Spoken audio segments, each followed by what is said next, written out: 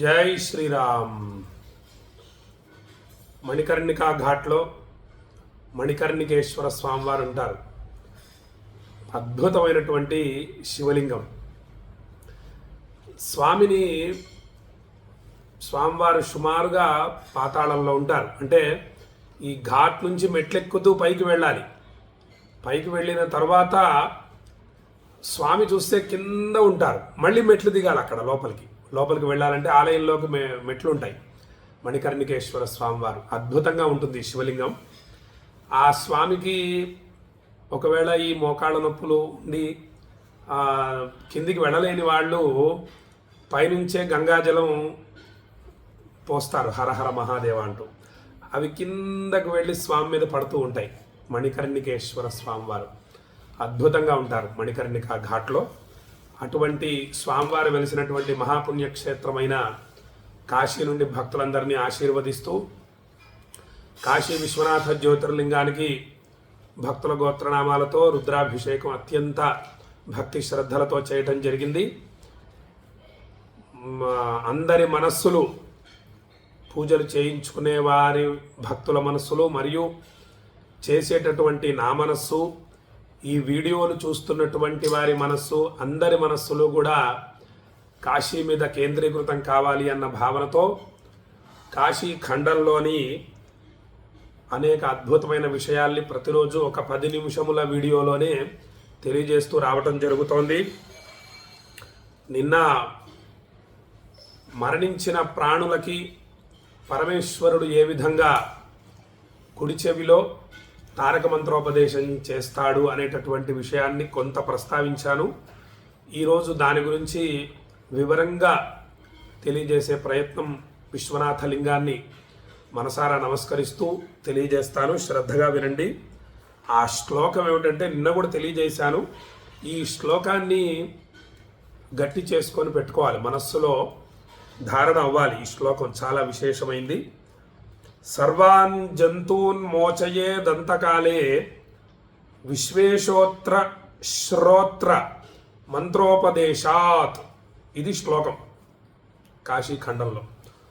అయితే విశ్వనాథుడు మరణ సమయమున చెవిలో తారక మంత్రోపదేశం చేసి సర్వప్రాణులకు ముక్తి నొసగును అని ఈ శ్లోకం అర్థం కాశీఖండంలో ఉంది.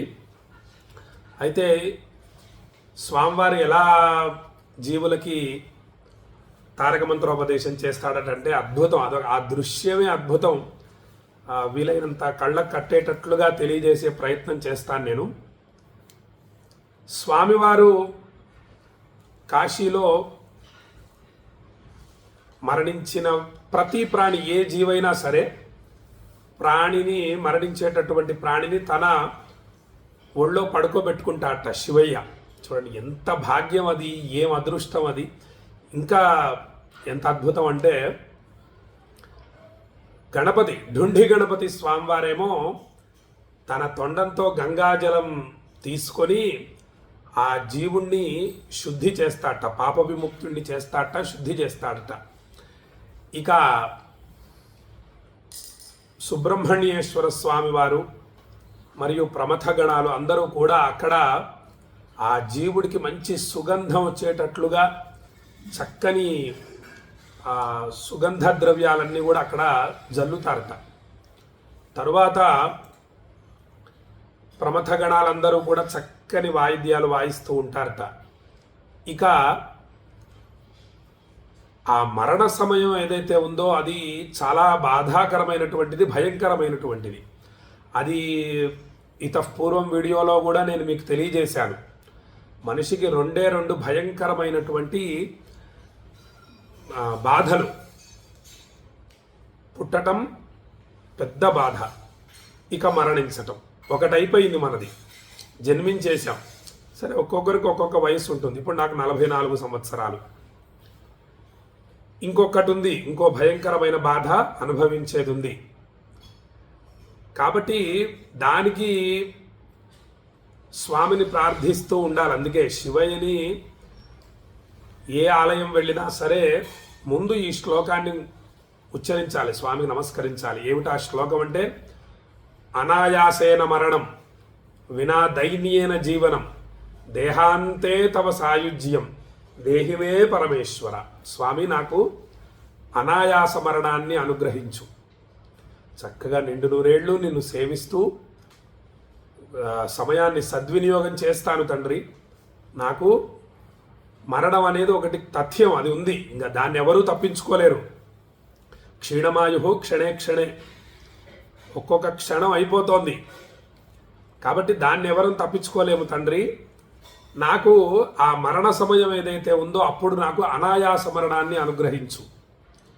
అనేక ఇబ్బందులు పడకుండా తేలికగా ఈ శరీరంలో నుంచి ప్రాణోత్క్రమణం అయ్యేటట్లు నన్ను ఆశీర్వదించు. అనాయాసేన మరణం వినా దైన్యేన జీవనం దేహాంతే తవ సాయుజ్యం. ఈ దేహాన్ని వదిలిపెట్టిన తర్వాత నీ సాయుజ్యాన్ని అనుగ్రహించు. దేహిమే పరమేశ్వర.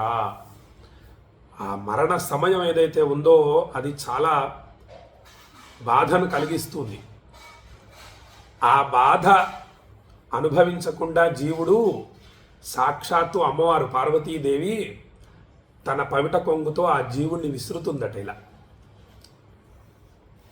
జీవుడు ఉపశాంతిని పొందుతాడు. చూడండి, ఇంతమంది దేవతలు ఆ యొక్క జీవుణ్ణి స్పృశించేటప్పటికీ అసలు సాక్షాత్తు శివయ్య ముందు అసలు ఆ యొక్క మామూలుగా నమస్కరిస్తేనే అనాయాస మరణాన్ని అనుగ్రహించంటేనే స్వామివారు మనల్ని అనుగ్రహిస్తారు, అనేక శుభాలను అనుగ్రహిస్తారు. ఇక స్వామివారే తన ఒళ్ళో పడుకోబెట్టుకొని అమ్మవారు పవిట కొంగుతో విసురుతూ ఉండగా గంగమ్మ తల్లిని ఢుండి గణపతి నోటి నిండా ఆ తొండంలో నింపుకొని శుద్ధి చేయగా ప్రమథ గణాలన్నీ కూడా సుగంధ ద్రవ్యాలు చల్లగా సుబ్రహ్మణ్యేశ్వర స్వామివారు అనేక వాయిద్యాలు వాయిస్తూ ఉండగా అసలు ఇంకా అసలు నొప్పి అనేది ఉంటుందా? ఇంకా అసలు ఉండదు. ప్రాణోత్క్రమణం అయ్యే సమయంలో అసలు బాధ అనేది ఉండదు. అటువంటి సమయంలో ఇక జీవుడు చక్కగా నిశ్చలమైన భక్తితో ఆ మరి స్వామివారిని చూస్తూ ఉంటాడు. స్వామివారి ఒళ్ళోనే పడుకోవడం అంటే స్వామి కనపడుతూనే ఉంటాడు విశ్వనాథుడు. ఆ స్వామి దివ్యమంగళ రూపాన్ని, అమ్మవారిని, గణపతిని, సుబ్రహ్మణ్యేశ్వర స్వామిని చూస్తూ ఉండగా తన్మయత్వంతో ఉండగా ఇంకా మనస్సులో ఎటువంటివి రావు. ఆ సమయంలో అప్పుడు స్వామివారు తారక మంత్రోపదేశం చేస్తారు జీవుడికి కుడి చెవిలో, ఏ ప్రాణికైనా సరే. ఇక ఆ మంత్రోపదేశాన్ని వింటూ ఈ శరీరంలో నుంచి ప్రాణోత్క్రమణం అవుతుంది. అయిన తర్వాత ఇంకేముంది, సాక్షాత్తు స్వామిలో ఐక్యమైపోవటమే. అది విశేషం. అలా జరుగుతుందట కాశీలో. అలా జరగటం ఎవరైనా చూశారా? చూశారట ఆదిశంకర్లు మరియు పరమాచార్య స్వామివారు, తర్వాత రామకృష్ణ పరమహంస మొదలైన మహాభక్తులకు దర్శనం అయిందట. ఎలా అంటే వాళ్ళు పడవలో వెళుతూ ఉంటే రోజుకి కొన్ని కోట్ల జీవాలు చనిపోతూ ఉంటాయి, కోట్ల ప్రాణులు, మనుష్యులు, ఇతరత్ర జంతువులు, క్రిమికీటకాదులు, ఇవన్నీ లెక్క వేసుకుంటే కొన్ని కోట్లు ఉంటాయి. అవన్నీ కూడా కాశీలో మరణిస్తూ ఉంటాయి వాటి పూర్వజన్మ సుకృతం చేత. ఇక్కడే జన్మించిన ప్రాణులు అనేకం ఉంటాయి, ఇక్కడే మరణిస్తాయి కూడా అవి. అయితే కొన్ని కోట్ల శివయ్యలు కనిపించారట, కొన్ని కోట్ల మంది అమ్మవార్లు కనిపించారట పవిట కొంగులతో విసురుతూ, కొన్ని కోట్ల మంది ఢుండి గణపతి స్వామివార్లు కనిపించారట, సుబ్రహ్మణ్యేశ్వర స్వామివార్లు కొన్ని కోట్ల మంది కనిపించారట. మరి ఒక్కొక్క జీవుడికి ఒక్కొక్క రూపం కావాలి కదా. మరి ఆ విధంగా కొన్ని కోట్ల మంది శివయ్యలు, అమ్మవార్లు అందరూ కూడా దర్శనం ఇచ్చారట వీళ్ళకి, మహానుభావులకి. కాబట్టి భక్తితో దీని గురించి ప్రయత్నించాలి, అది తప్పదు. కాబట్టి 100 సంవత్సరాల తర్వాత ఏదైతే ఉందో, అందుకే శ్లోకం మనకి కాలక్షేపోన కర్తవ్య. ప్రతి వ్యక్తి నోటి నుండి చాలా వరకు వినిపించే మాట ఏమిటంటే టైంపాస్, కాలక్షేపం కోసం టీవీ చూస్తున్నాను, టైంపాస్ అవ్వట్లేదు అందుకే సెల్ ఫోన్ చూస్తున్నాను, టైంపాస్ కోసం పేపర్ చదువుతున్నాను, టైంపాస్ అవ్వట్లేదు రండి కాసేపు కబుర్లు చెప్పుకుందాం. ఇటువంటి మాట, ఈ టైంపాస్ అనే మాట ఎక్కువగా వినిపిస్తూ ఉంటుంది. చూడండి మనకి శ్లోకం ఏం చెప్తుందో, శాస్త్రం ఏం చెప్తుందో చూడండి. కాలక్షేపో న కర్తవ్య, నీ కర్తవ్యం కాలక్షేపం చేయటం కాదు. కాలక్షేపో న కర్తవ్య క్షీణమాయు క్షణే క్షణే. ఒక నిండు కుండకి చిన్న బెజ్జం చేయడం ద్వారా ఒక్కొక్క బొట్టు ఏ విధంగా అయితే వెళ్ళిపోతూ ఉంటుందో అలా నీ ఆయుష్ క్షణ క్షణానికి వెళ్ళిపోతోంది. క్షీణమాయు క్షణే క్షణే. యమస్య కరుణా నాస్తి, నిన్ను తీసుకొని వెళ్ళవలసిన సమయం ఆసన్నమైనప్పుడు యముడికి కరుణ ఉండదు.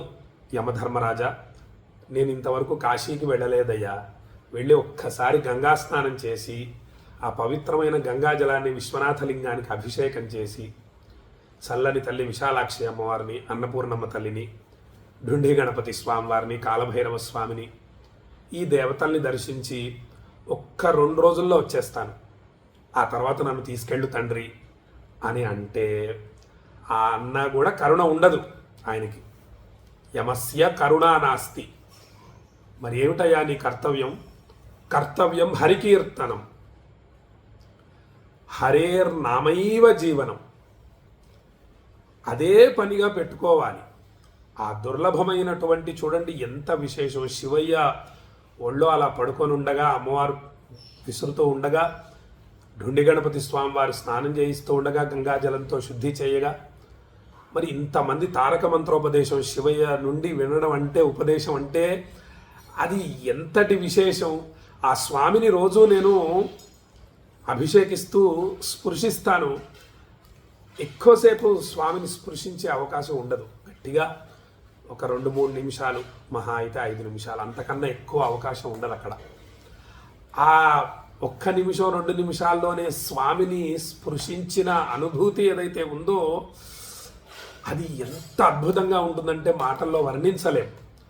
మళ్ళీ 24 గంటలు ఎప్పుడైపోతుందా, ఎప్పుడు మళ్ళీ స్వామి దగ్గరికి వెళ్దామా, స్వామికి భక్తుల గోత్రాలన్నీ కూడా వినిపిద్దామా, వినిపించి మళ్ళీ స్వామికి పవిత్రమైన గంగాజలంతో హర హర హర హర నమ సోమాయ చ రుద్రాయ చ నమస్తామ్రాయ చారుణాయ చ అనేటటువంటి మహామంత్రాలు చదువుతూ ఎప్పుడు అభిషేకం చేద్దామా, స్వామిని మళ్ళీ ఎప్పుడు తాకుదామా అన్న ఇది ఉంటుంది, ఆవేదన. ఆ యొక్క అనుభూతి గొప్పది, అద్భుతంగా ఉంటుంది.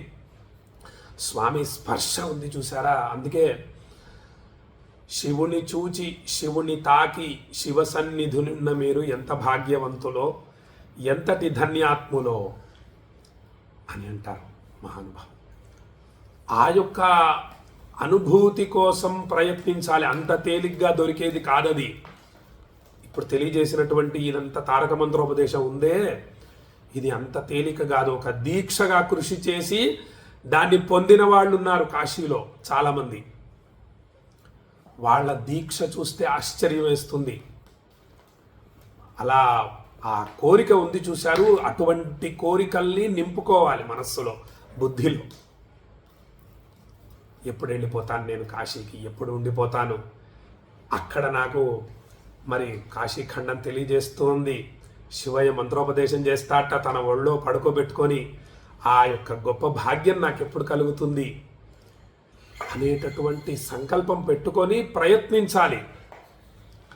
కలియుగంలో ఆ కోరిక పెట్టుకొని ప్రయత్నిస్తూ ఉంటే చాలు, అది సిద్ధించేస్తుంది. అది కలియుగం యొక్క గొప్పతనం. అందుకని ఇటువంటి ఆలోచనలు, ఇటువంటి వాటిని ఎక్కువ పెంచుకోవాలి. అదే శివభక్తుడి యొక్క లక్షణం. ఇంకొక ఆశ్చర్యకరమైనటువంటి విషయం ఏమిటంటే, ఇక్కడ 2 ఘాట్లలో 24 గంటలు 365 రోజులు శవాలు కాలుతూనే ఉంటాయి. ఒకటి ప్రధానమైంది మణికర్ణికా ఘాట్, ఒకటి హరిశ్చంద్ర ఘాట్. ఈ 2 ఘాట్లలో చితి ఆగదు. పెద్ద కుంభవృష్టి పడుతున్నా సరే చితి ఆగదు, అలా వెలుగుతూనే ఉంటాయి, శవాలు కాలుతూనే ఉంటాయి.